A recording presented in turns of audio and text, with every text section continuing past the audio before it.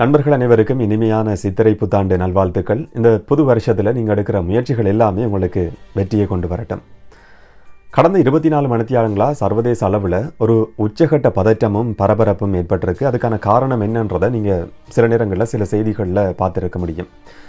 Iran வரலாற்றில் முதல் தடவையாக இஸ்ரேலுக்குள்ள ஒரு நேரடியான தாக்குதலை நடத்தியிருக்கு. இது 3வது பெரும் போரா உருவாகிறதுக்கான வாய்ப்பு அமையலாம் என்று சொல்லியும் சில நிபுணர்கள் ஊடகங்களில் கதைக்கிறத பார்க்க முடியுது. 3வது பெரும் போர் என்று சொல்லி நான் எதை சொல்கிறேன்ன்றது உங்களுக்கு பெரும்பாலும் விளங்கும். யூடியூப்பில் சில சொற்களை கூட இப்போ பயன்படுத்த முடியாமல் இருக்குது. நேரடியாக இஸ்ரேலுக்குள்ள ஈரான் ஒரு தாக்குதலை நடத்தியிருந்தாலும் அந்த தாக்குதல் இப்போ முடிவுக்கு கொண்டு வரப்பட்டிருந்தாலும் கூட ஒரு உச்சகட்ட பதற்றம் மத்திய கிழக்கு நாடுகளை பொறுத்த வரைக்கும் இல்லாட்டி சர்வதேச நாடுகளை பொறுத்த வரைக்கும் கூட உருவாகியிருக்கு. என்ன நடந்தது, அடுத்ததாக என்ன நடக்க போகுதுன்றதை இந்த வீடியோவில் விளக்கமாக தெளிவாக பார்க்கலாம். வணக்கம், நான் கிருஷாந்த் ராஜ். இது வெறுமனே 2 நாடுகள் சம்பந்தப்பட்ட பிரச்சனை மட்டும் கிடையாது. அதனால தான் இது 3வது பெரும் போரா உருவாகிறதுக்கான வாய்ப்பு அமையலாம் என்று சொல்லி நிபுணர்கள் சொல்லி வராங்க. வெறுமனே ஈரான் சம்பந்தப்பட்ட விஷயமோ இஸ்ரேல் சம்பந்தப்பட்ட விஷயமோ கிடையாது. என்னென்னு சொன்னால் உலக நாடுகளை பொறுத்த வரைக்கும் இன்றைக்கு 2 பிரிவுகளை பார்க்க முடியுது. குறிப்பாக நேட்டோ உறுப்பு நாடுகள், இஸ்ரேலுக்கு சார்பான நாடுகள், America, Britain, France, German, Italy, இந்த மாதிரியான நாடுகள். இது எல்லாமே எப்பயுமே நாங்கள் இஸ்ரேலோட பக்கபலமாக இருப்போம் என்றதை நீண்ட காலமாகவே வெளிப்படுத்தி வந்திருக்கிறாங்க. இந்த தாக்குதலையும் கூட நேரடியான ஆதரவு கொடுக்கப்பட்டிருக்கிறத பார்க்க முடியுது. மற்ற பக்கம் ஈரானுக்கு சார்பான நாடுகள், அதாவது சைனா, நார்த் கொரியா, ரஷ்யா, இந்த மாதிரியான நாடுகள் எப்போவுமே ஈரானுக்கு பக்கபலமாக இருக்கும். அப்போ இது 2 நாடுகள் சம்பந்தப்பட்ட விஷயம் மட்டும் கிடையாது. இஸ்ரேல் மேலே ஈரான் நேரடியான தாக்குதலை நடத்துகிற பட்சத்தில் நேட்டோ உறுப்பு நாடுகள், மேற்குலக நாடுகள் அதை பார்த்து கொண்டு அமைதியாக இருக்காது. மற்ற பக்கம் ஈரான் மேலே இஸ்ரேல் நேரடியான ஒரு தாக்குதலை நடத்துகிற பட்சத்தில் வடகொரியா, ரஷ்யா, சைனா, இந்த மாதிரியான நாடுகள் பார்த்து கொண்டு இருக்காது. இதுதான் இது 3வது பெரும் போரா உருவாகிறதுக்கான வாய்ப்பாக அமையலாம் என்று சொல்லி நிபுணர்கள் சொல்கிறதுக்கான மிக முக்கியமான ஒரு விஷயம்.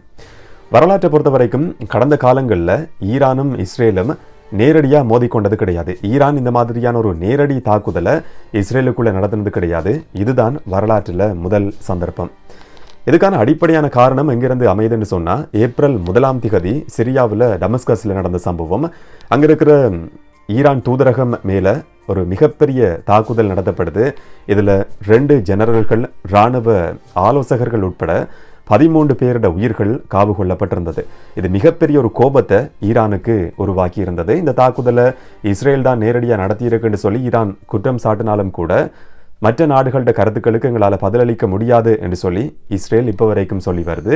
இந்த தாக்குதலை நாங்கள் தான் நடத்தினோம் என்று சொல்லியோ நாங்கள் நடத்தலை என்று சொல்லியோ எந்த விதமான கருத்துக்களையும் இதுவரைக்கும் இஸ்ரேல் சொன்னது கிடையாது. இதுக்கான ஒரு பதிலடி தான் இப்போ நடத்தப்பட்டிருக்கிற நேரடியான தாக்குதல் என்றது ஈரான் கொடுக்கிற ஒரு விளக்கம். வரலாற்றில் இல்லாத அளவுக்கு மிகப்பெரிய ஒரு தாக்குதல் நடத்தப்பட்டிருக்கு. கிட்டத்தட்ட ஈரானுக்கும் இஸ்ரேலுக்கும் இடையில் இருக்கிற நேரடி தூரம் 1000 கிலோமீட்டரை விட அதிகமானது. 1000 கிலோமீட்டருக்கும் அதிகமான தூரத்திலிருந்து தான் 300க்கும் அதிகமான ஆளில்லா விமானங்களை ஈரான் இஸ்ரேலுக்குள்ளே அனுப்பியிருக்கு. இதனால் ஏற்பட்டிருக்கிற பாதிப்புகளை பொறுத்த வரைக்கும் பெரிய அளவான பாதிப்புகள் ஏற்பட்ட மாதிரி இல்லை. ஒரு சிறுமி உட்பட 12-13 பேர் காயமடைஞ்சிருக்கிறதா இஸ்ரேல் தரப்பிலிருந்து அறிவிக்கப்பட்டிருக்கு. ஆனால் ஈரான் சொல்கிற விஷயம், இஸ்ரேலில் இருக்கிற ஒரு மிக முக்கியமான விமானப்படை தளம் தகர்க்கப்பட்டிருக்கு, மிகப்பெரிய அளவான சேதங்கள் இதன் மூலமாக உருவாகியிருக்குன்னு சொல்லி ஈரான் தரப்பிலிருந்து சொல்லப்பட்டு வருது. எப்படியான ஒரு தாக்குதல் நடத்தப்பட இருக்கின்றது ஏற்கனவே இஸ்ரேலுக்கு தெரியும், அமெரிக்காவுக்கும் தெரியும்.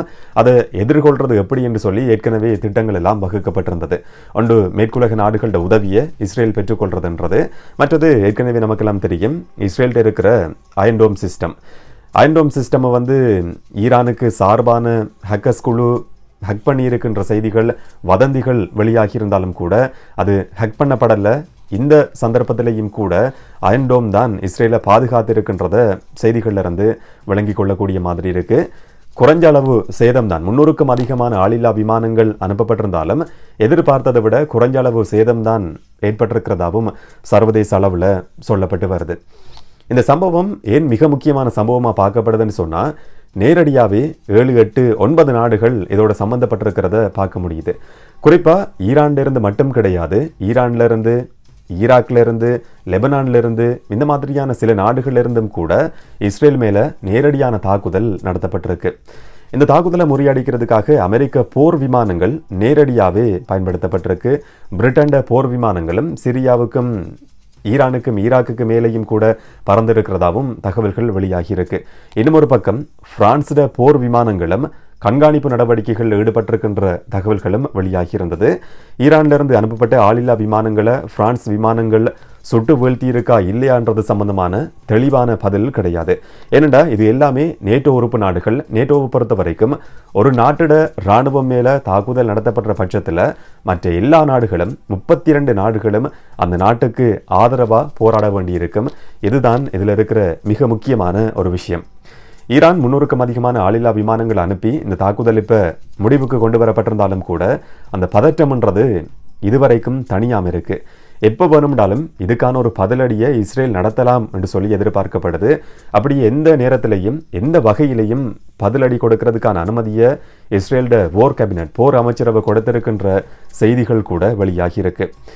ஆனால் ஈரான் மிக முக்கியமான ஒரு எச்சரிக்கையை இஸ்ரேலுக்கும் அமெரிக்காவுக்கும் மிக தெளிவாக அனுப்பி இருக்கிறதா சொல்லப்படுது. நீங்கள் நடத்தின தாக்குதலுக்கு ஒரு பதில் தாக்குதலை நாங்கள் நடத்தி இருக்கிறோம். இதுக்கு மேலேயும் திரும்ப ஒரு தாக்குதல் இஸ்ரேலால் நடத்தப்படுமா இருந்தால் இன்றைக்கு இரவைக்கு மிக கொடூரமான ஒரு தாக்குதல் திரும்பவும் ஈரானிலிருந்து நடத்தப்படும் என்ற எச்சரிக்கை இஸ்ரேலுக்கு கொடுக்கப்பட்டிருக்கு. அமெரிக்காவுக்கும் மிக முக்கியமான ஒரு எச்சரிக்கையை ஈரான் அனுப்பியிருக்கிறதா சொல்லப்படுது. இந்த தாக்குதல்களோட அமெரிக்கா தலையிடக்கூடாது.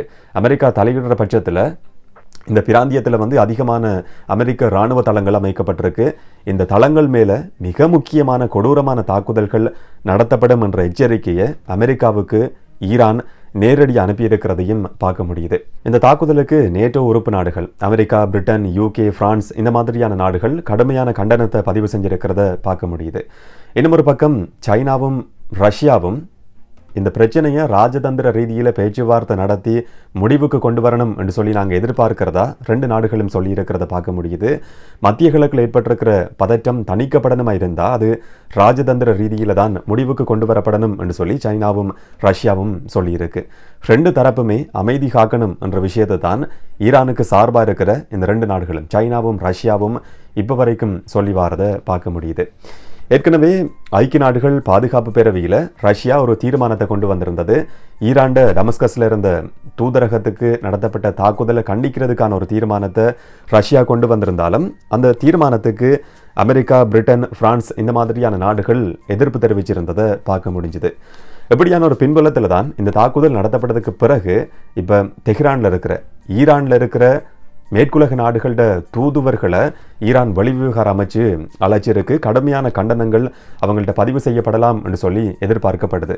ஏன்னு சொன்னால் இது மேற்குலக நாடுகளோட இரட்டை வேடம், 2 முகம் அவங்களுக்கு இருக்குன்னு சொல்லி ஈரான் தெஹ்ரான் வெளிவிவகார அமைச்சால கடுமையான ஒரு விமர்சனம் முன்வைக்கப்பட்டிருக்கு. டமஸ்கஸில் தூதரக மேலே தாக்குதல் நடத்தப்பட்ட நேரத்தில் அதை கண்டித்து ரஷ்யா ஒரு தீர்மானத்தை கொண்டு வருது. ஆனால் இந்த மேற்குலக நாடுகள் அந்த தீர்மானத்துக்கு எதிர்ப்பு தெரிவிக்கிறாங்க. இப்போ அந்த தாக்குதலுக்கு பதிலடி கொடுக்கறதுக்காக ஈரான் ஒரு தாக்குதலை நடத்தும் போது இந்த தாக்குதலை எப்படி இந்த மேற்குலக நாடுகள், ஐரோப்பிய நாடுகள் கண்டிக்க முடியும் என்று சொல்லி ஒரு கேள்வியை ஈரான் முன் வச்சிருக்கிறத பார்க்க முடியுது. அடுத்த கட்டம் என்ன நடக்க போகுது என்ற கேள்வி எல்லாருக்குமே இருக்கு. G7 நாடுகளோட தலைவர்கள் அவசரமாக இன்றைக்கு ஒரு காணொளி மூலமான கூட்டத்தை, இந்த வீடியோவை நான் பதிவு செய்கிற நேரத்தில் இப்போ அந்த கூட்டம் நடந்து வருது. அந்த கூட்டத்தில் சில முக்கியமான தீர்மானங்கள் எடுக்கப்படலாம் என்று சொல்லியும் எதிர்பார்க்கப்படுது. இந்த தாக்குதலுக்கு பிறகு சில நாடுகளோட வான்பரப்புகள் மூடப்பட்டிருந்தது. அந்த வான்பரப்புகள் திறக்கப்பட்டிருந்தாலும் கூட ஒரு பதற்றத்துக்கு மத்தியில் தான் சர்வதேச விமான போக்குவரத்து நடந்து வருது.